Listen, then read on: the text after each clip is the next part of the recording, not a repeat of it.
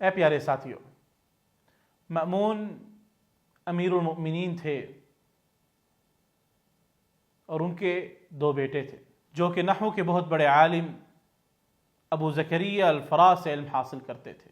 وہ دو بیٹے جو امیر المؤمنین کے بیٹے تھے، شہزادے تھے،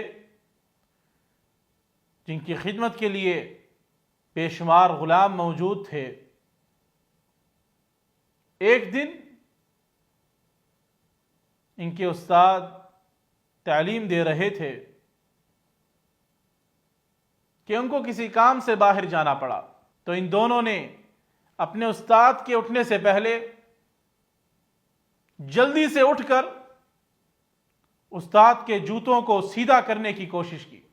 جب وہ دونوں بھائی جوتوں کے پاس پہنچے تو ایک کہتا کہ میں جوتے سیدھے کروں گا، دوسرا کہتا میں جوتے سیدھے کروں گا۔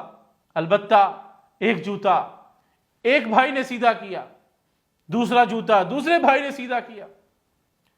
جب مأمون کو پتہ چلا،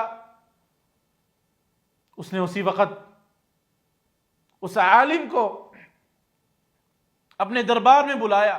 جب وہ عالم آئے تو کافی عزت و تکریم سے مأمون نے ان کو بٹھایا اور پوچھا، اس وقت معزز ترین آدمی کون ہے؟ اس عالم دین نے کہا، اس وقت تو معزز ترین امیر المؤمنین آپ ہی ہیں۔ مأمون نے کہا، اس وقت عزت والا میں نہیں ہوں، معزز ترین اور عزت والے آپ ہو، جن کے جوتے میرے بیٹے سیدھے کر رہے ہیں۔ یہ ہے اہل علم کی قدر، جو اکثر لوگ جہالت کی وجہ سے بھلا دیتے ہیں، یا ان کو دیتے ہیں جو اہل علم نہیں، جو صوفی ہیں، جو اپنے پیٹ کے دھندے کے لیے اسلام کو بدنام کر رہے ہیں۔ لیکن اہل ایمان